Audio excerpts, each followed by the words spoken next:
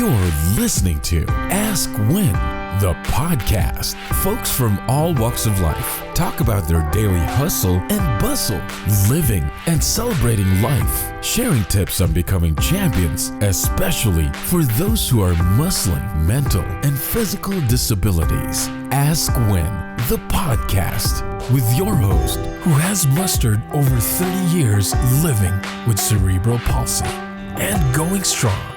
Author and cerebral palsy advocate Wynn Charles. Ask When, the podcast starts right now.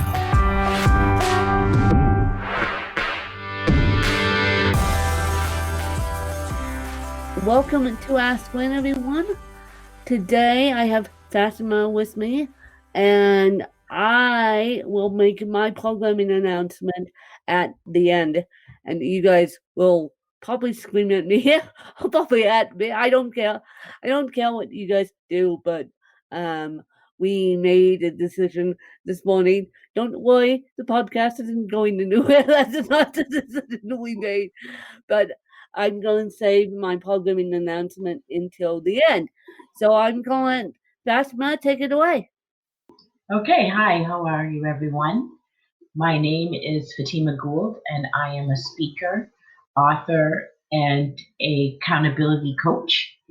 I live in Toronto, Canada. I'm currently married with 4 children, 2 of my own and 2 that are what came into the marriage. I became an entrepreneur, I would say maybe about 4 years now, and I am loving it. It is just an awesome space to be in, especially in this time.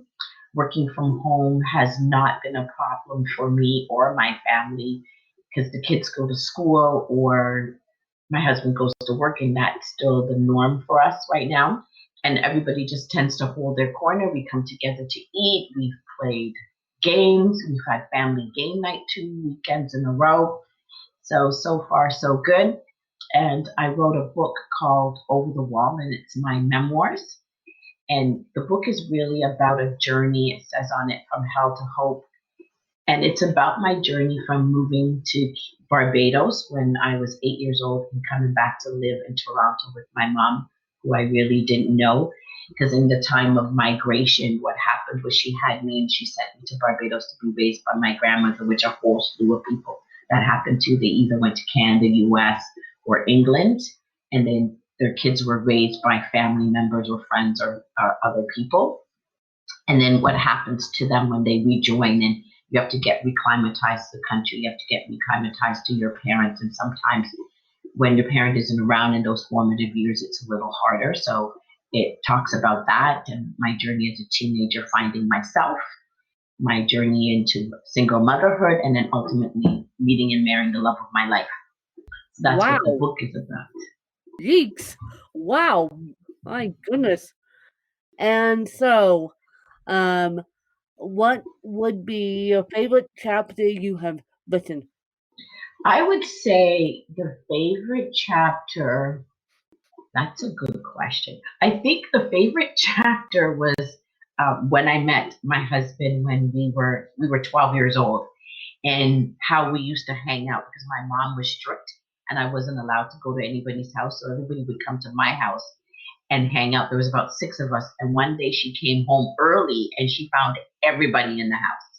I think that was the favorite part of it. It was funny. Now that I look back on it, it was hilarious.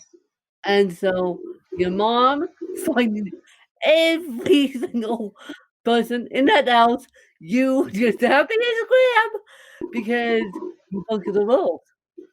Yeah. Yep. So that's so funny. And if you had to move house and take 3 things with you, what would they be? I was really thinking about that. I think I would take my computer because I use it to work. I would take my bank card, and I would take my Bible. Those were the 3 things I would take. So computer to work, bank card to get money, and your Bible. Yeah, as a basis of spirituality. that's right. Awesome, because people, when I ask that question, and now that's a new question to my listeners, people always come up with different responses. And okay, yeah, and what were some of the favorite responses that you remember? They, oh God, that's a good one. Well, people have said to me, I will take a pen and paper to write. Mostly people have said to me, I will take my family, and um, some people have said, I will take my favorite book. Some people have said, well, the most classic one, the most recent one was, I will take a pen and a journal and a pen because I am one of those. They said to me, I'm one of those types that if I don't write it down on school, I won't remember it. Oh, that's funny. I didn't even think about my family. So, well, most of people, when I say can, most people, when I say do, when I ask that question and they have families, they say I automatically will take my family. I guess I'm not automatically bringing them. No, you're not. We're just trying to survive. But if your best friend was going to write a book about you, what would the title be? um, I would say it would be Fatima. Fatima was resilience, Fatima was resilient. or Now, is what resilient. Fatima is is resilient. That's what I would say. resilient? Fatima is resilient. Yeah, Fatima is resilient. yeah. Okay, that's interesting. That's interesting that you think of yourself as resilient. And so, what is your favorite book and what is the title? I think my favorite book would be The Seat of the Soul.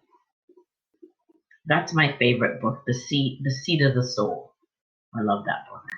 And just to let you guys know, because you will be listening to this during this time, um, most libraries are shut down right now, but you can still access well, you can do this in general. It doesn't have to be during the time of this world economic crisis slash health crisis.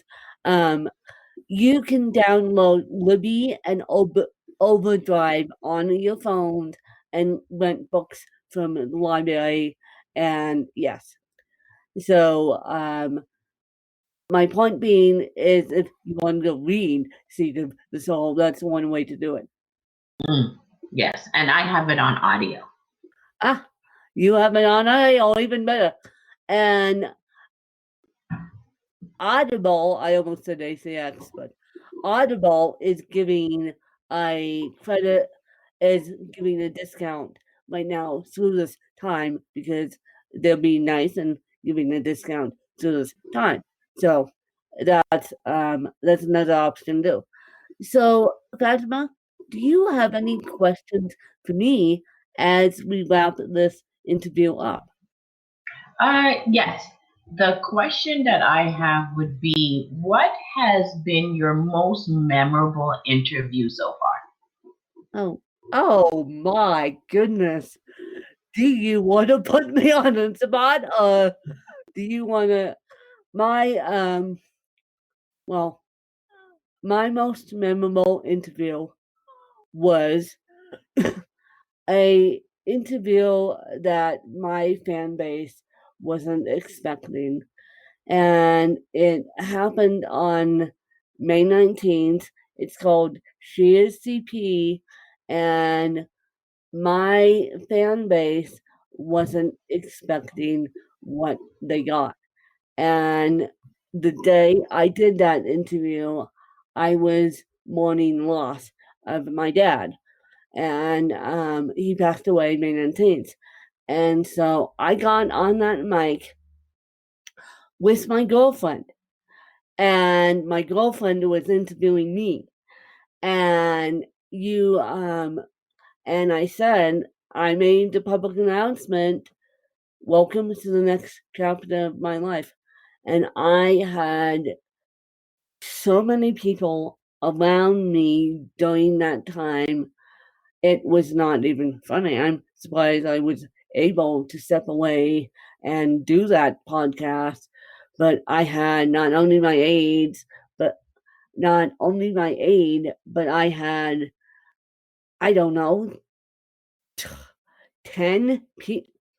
It must have been about 5 people in this house, because people were coming in and out and in and out and just checking in on me and making sure that I was okay. And then because they knew that my stepmom and my stepsister were in Denver, Colorado, I came home first. I came home to get respite care.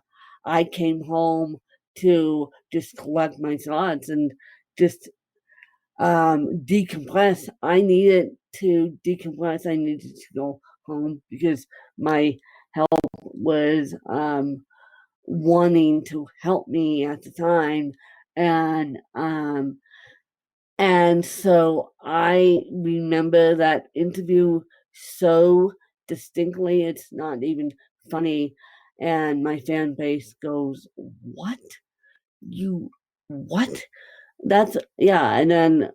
And so that's one of the most cherished interviews, and it's still up on the feed. It's still up on the feed. I think we did a double episode for last when go type in "She Is CPN." You can hear me state that, and that was the most memorable interview yet of my life of interviewing people. Wow, that is awesome. That shows that you are definitely resilient. Well, I am, and I I just got called mature the last night, because one of my interviewers to one of my interviewees today, I said, "Well, ask me questions." He goes, "Well, some hosts are not comfortable with me asking them questions." I'm like, "I am, because I like to get to know people. It's part of my journalism thing. It's part of what I'm doing." I think that's good that you allow people to ask you questions, because then it's more symbiotic, and then we get connected with one another, and you get to know us and we get to know you, and then the viewers, the listeners get to hear like a dual part of it, right? Yeah. My Yeah. listeners have heard me cry on this podcast. They've heard me cry. They've heard me cry publicly, and they know by now that I have cerebral palsy. I need 24-hour help. This is what I'm doing, and sad to say that I actually got laid off from my day job. My day job will continue to pay me until June, but I actually got laid off. This is the second time I've been laid off from the education sector. So the journalism sector is treating me as nicely as it can, although during these times I'm more concerned about other people than myself getting laid off. So I would like, that being said to you guys, I know that you guys love Ask Win, which I appreciate, but Danielle and I have decided, Danielle happens to be my best friend forever and a day now, but she's also my assistant. Danielle and I have decided to put out 2 episodes every single Thursday to once they're edited, to satisfy your cravings, to still keep it on Thursdays, you guys, but only 2 episodes, because now the feed is bucking now my podcast host is barking and squawking at us, and we're a little behind. So, 2 episodes on Thursdays, and you guys can at me, you guys can tweet me, you guys can do whatever, but I'm trying to keep you guys happy, and I'm trying to keep myself not backed up with content. Not to say that I don't love making content for you guys, but it's just the nature of beast right now. And mark my words when I say this huge beast, aka the coronavirus, will be over in August. Mark my words. And I keep thinking June, but that's a little optimistic for my thinking. And so I just want to tell you guys that I love you guys and I appreciate Fatima's time today. And we'll just carry on. So, Fatima, where can people find you? Okay, for a second there, I couldn't hear you. So I have a website, www.iamoverthewall.com. And you can also find me, Fatima, Fatima Gould, Gould, on Facebook.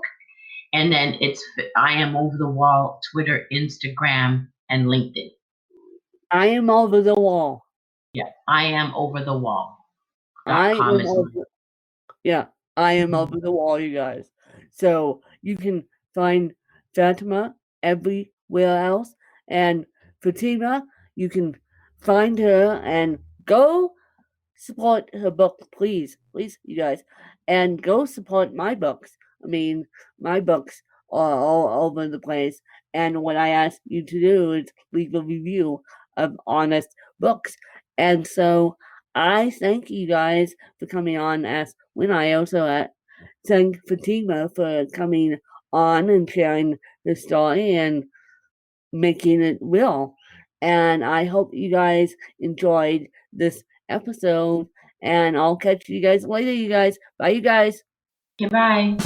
You just listened to Ask Win, the podcast. To become a guest in the show, visit our website at askwin.weebly.com or call 816-591-3399. Just look for Danielle. Connect with Win on Twitter at WinKellyCharles and like our Facebook page at Butterflies of Wisdom. You can also purchase Win's book through Amazon.com or get a copy of the audiobook through Audible. Ask Win, the podcast.